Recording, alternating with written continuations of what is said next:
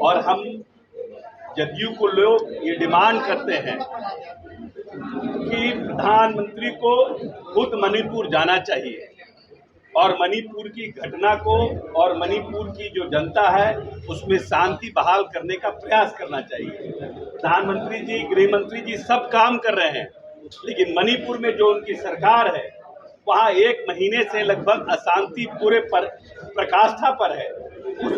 उसके बारे में न भारतीय जनता पार्टी के किसी नेता का कोई बयान आया है, न भारतीय जनता पार्टी के शीर्ष नेताओं ने उसके प्रति अपनी संवेदना व्यक्त की कि लाठीचार्ज हुआ और उसमें भारतीय जनता पार्टी का एक कार्यकर्ता जो है उसकी मृत्यु हो गई। लेकिन फैक्ट ये है कि वो आदमी छज्जू बाग में पाया गया और छज्जू बाग में गिरा हुआ पाया गया। प्रत्यक्षदर्शियों के साथ जो गवाह थे उन लोगों ने बयान दिया, सीसीटीवी कैमरा में सब कुछ दर्ज है। और उसके बाद यही तो कहा जाता है कि भारतीय जनता पार्टी के लोग कैसे चीजों को घुमाते हैं, ये देखने की बात है। सीसीटीवी कैमरा का फुटेज है, जो लोग प्रत्यक्षदर्शी उनको अस्पताल ले गए उनका बयान है, पोस्टमार्टम का रिपोर्ट है। उसके बाद भी मैं पूछना चाहता हूँ भारतीय जनता पार्टी से कि ये भारतीय जनता पार्टी की दोहरी नीति क्यों है कि जब जेएनयू में लाठीचार्ज हुआ छात्रों पर तो जांच समिति क्यों नहीं बैठी, जब किसानों के ऊपर लाठीचार्ज हुआ तो जांच समिति क्यों नहीं बैठी, सीएनआर एनआरसी पर जब महिलाएं बैठी थी उनके ऊपर लाठीचार्ज हुआ तो जांच समिति क्यों नहीं बैठी। मणिपुर में इतनी बड़ी घटना हो गई, मणिपुर पर भारतीय जनता पार्टी की जांच समिति क्यों नहीं गई, क्यों बिहार पर ही जांच समिति बैठी। जब आप मिर्चा फेंक रहे हैं, आप सिग्रीवाल जी को साफ साफ सीसीटीवी फुटेज में देख रहे हैं कि आप प्रतिबंधित एरिया से आप उसको आ रहे हैं, वापस आ रहे हैं, तो निश्चित रूप से जो लोग विधानसभा के बचाव में और जो पदाधिकारी विधानसभा घेरने के लिए जो लोग आ रहे थे उसके बचाव में जो लोग हैं वो कार्रवाई करेंगे। और उस कार्रवाई में लोगों पर लाठीचार्ज हुआ है और वो लोग भारतीय जनता पार्टी में जाकर के मंत्री बनने से साथ साथ उनको भी महिमा मंडित किया गया। देश के शीर्ष नेता ने जिन पार्टी के बारे में उन्होंने मंच से कहा, उनको नए मंत्रिमंडल में महाराष्ट्र में उनको जगह दी गई। इसलिए भ्रष्टाचार का आरोप लगाने से पहले भारतीय जनता पार्टी को भ्रष्टाचार के ऊपर में अपने किए गए कृत्य को भी देखना चाहिए। मणिपुर की घटना जो है उसकी जितना निंदा की जाए उतना कम है। और ये घटना जो मणिपुर में घटी और जिसका वीडियो वायरल हुआ, जिसमें लोग महिला सशक्तिकरण की बात करते हैं, बेटी बचाओ और बेटी पढ़ाओ, जो लोग इसकी बात करते हैं उनकी सरकार है और उनके मुख्यमंत्री हैं। और उनके मुख्यमंत्री का जो बयान आया है वो भी बहुत निंदनीय है। मुख्यमंत्री का बयान लगता है कि मुख्यमंत्री पूरी घटना से संवेदनशीलता नहीं रखते हैं। और हम जदयू को लोग ये डिमांड करते हैं कि प्रधानमंत्री को खुद मणिपुर जाना चाहिए और मणिपुर की घटना को और मणिपुर की जो जनता है उसमें शांति बहाल करने का प्रयास करना चाहिए। प्रधानमंत्री जी, गृह मंत्री जी सब काम कर रहे हैं, लेकिन मणिपुर में जो उनकी सरकार है वहाँ 1 महीने से लगभग अशांति पूरे प्रकाष्ठा पर है। उसके बारे में न भारतीय जनता पार्टी के किसी नेता का कोई बयान आया है, न भारतीय जनता पार्टी के शीर्ष नेताओं ने उसके प्रति अपनी संवेदना व्यक्त की है। सिर्फ ये कह देने से कि किसी भी लोगों को छोड़ा नहीं जाएगा, हमको लगता है कि ये पर्याप्त नहीं है। किसी न किसी तरह से पूरी तरह से मणिपुर में शांति बहाल हो, जल्द से जल्द बहाल हो, मानवता की वहाँ रक्षा हो, इसका प्रयास केंद्र सरकार को करना चाहिए।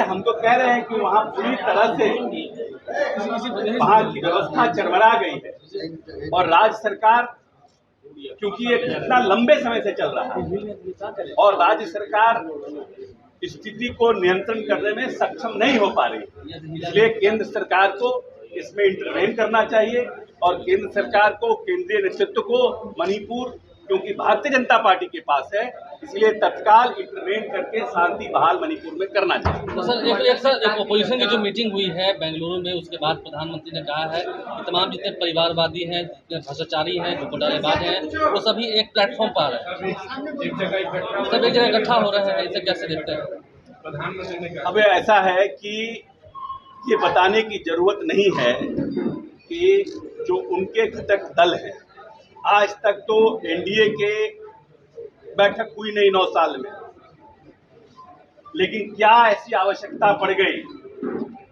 कि एनडीए को 38 दलों की बैठक बुलानी पड़ी और अपना कुनबा बड़ा करना पड़ा। पटना में नीतीश जी के नेतृत्व में जो लाइट माइंडेड पॉलिटिकल पार्टियां थी, जब उनकी बैठक हुई और सब लोग समझ रहे थे कि ये बैठक हो नहीं पाएगी, लेकिन हम अपने नेता नीतीश कुमार जी को धन्यवाद देते हैं कि उन्होंने अपने अथक प्रयास से सभी लोगों को एकजुट करने में सफल हुए, और जब उनकी बैठक यहाँ सफल रूप से हो गई तब उन लोगों ने एक एनडीए की बैठक बताई।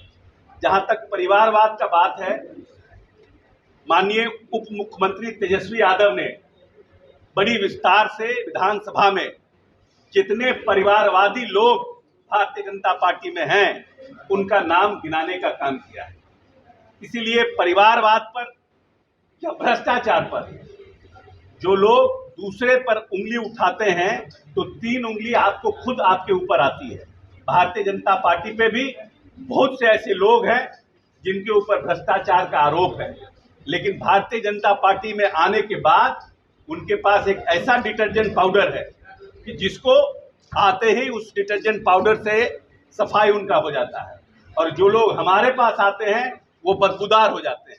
इसलिए भारतीय जनता पार्टी की ये दोहरी नीति आने वाले चुनाव में नहीं चलेगी। प्रदेश के और देश की जनता समझ रही है कि कितना परिवारवाद भारतीय जनता पार्टी में है, कितना भ्रष्टाचार भारतीय जनता पार्टी में है, कौन कौन लोगों के ऊपर कितने कितने आरोप थे, और वो लोग भारतीय जनता पार्टी में जाकर के मंत्री बनने से साथ साथ उनको भी महिमा मंडित किया गया। देश के सशक्त नेता ने जिन पार्टी के बारे में उन्होंने मंच से कहा, उनको नए मंत्रिमंडल में महाराष्ट्र में उनको जगह दी गई।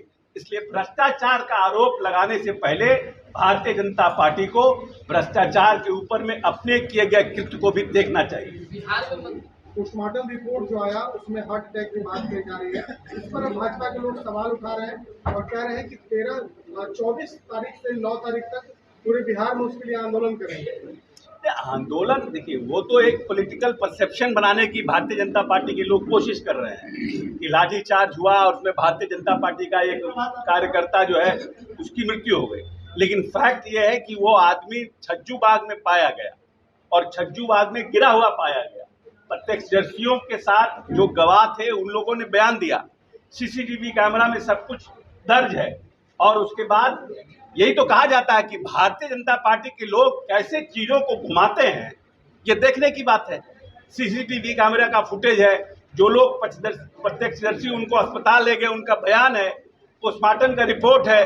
उसके बाद भी मैं पूछना चाहता हूँ भारतीय जनता पार्टी से कि ये भारतीय जनता पार्टी की दोहरी नीति क्यों है कि जब जेएनयू में लाठीचार्ज हुआ छात्रों पर तो जांच समिति क्यों नहीं बैठी, जब किसानों के ऊपर लाठीचार्ज हुआ तो जांच समिति क्यों नहीं बैठी, सीएनआर एनआरसी पर जब महिलाएं बैठी थी उनके ऊपर लाठीचार्ज हुआ तो जांच समिति क्यों नहीं बैठी, मणिपुर में इतनी बड़ी घटना हो गई, मणिपुर पर भारतीय जनता पार्टी की जांच समिति क्यों नहीं गई, क्यों बिहार पर ही जांच समिति बैठी। जब आप मिर्चा फेंक रहे हैं, आप सिग्रीवाल जी को साफ साफ सीसीटीवी फुटेज में देख रहे हैं कि आप प्रतिबंधित एरिया से आप उसको आ रहे हैं, वापस आ रहे हैं, तो निश्चित रूप से जो लोग विधानसभा के बचाव में और जो पदाधिकारी विधानसभा घेरने के लिए जो लोग आ रहे थे उसके बचाव में जो लोग हैं वो कार्रवाई करेंगे, और उस कार्रवाई में लोगों पर लाठीचार्ज हुआ है।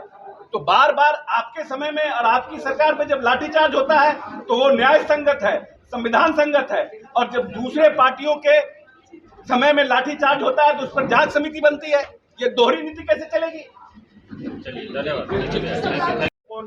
कन्वीनर के लिए हमारी इच्छा से हम तो देश के प्रति चाहते हैं नीतीश जी प्रधानमंत्री हो जाएं, तो हमारे चाहने से थोड़ी हो जाएगा। हमारे चाहने से कन्वेंस जो भी पॉलिटिकल पार्टी के लोग इस दल में बैठे हैं उनके चाहने से कोई प्रधानमंत्री बनता है, कोई कन्वेनर बनता है। माननीय नेता ने स्पष्ट रूप से कहा है कि न मैं प्रधानमंत्री का दावेदार हूं, न मेरी कोई इच्छा है। हम सिर्फ और सिर्फ एक बड़े गठबंधन को बना करके भारतीय जनता पार्टी को इस देश में हराना चाहते हैं। उन्होंने कम से कम ये बात 100 बार कह चुकी है। इसीलिए न नेता को कन्वेनर बनने की इच्छा है, न देश में प्रधानमंत्री बनने की इच्छा है। लेकिन वो एक भूमिका में है, उस भूमिका का वो निर्वहन कर रहे हैं। लेकिन आपकी इच्छा है कि सर जेडीयू में आप तो कह रहे हैं हरेक नेता हरेक कार्यकर्ता अपने पार्टी के नेता को शीर्ष स्थान पर देखना चाहता है। ये एक ह्यूमन साइकोलॉजी है। जिस कंपनी में आप काम करते हैं उस कंपनी को चाहते हैं कि देश का सबसे बड़ा कंपनी बने। अगर बनेगा बड़ा कंपनी तो उससे आपको फायदा हो। तो हर एक व्यक्ति जो भी छोटा से छोटा पॉलिटिकल पार्टी है या छोटा से छोटा राजनीतिक दल का कार्यकर्ता है वो चाहता है कि उसका नेता स्थापित हो, बड़ा बने। तो हमारी भी इच्छा है। दावेदार तो खुद नीतीश जी कह चुके हैं कि हम दावेदार नहीं है। हम तो सोचने और इच्छा की बात की है। अशोक चौधरी जेडीयू नेता के नाते कह रहे हैं कि बिहारी होने के नाते कह रहे हैं? हम बिहारी होने के नाते कह रहे हैं। किशोर ने कहा है कि नीतीश कुमार दल बदलते बदलते चकराने लगे।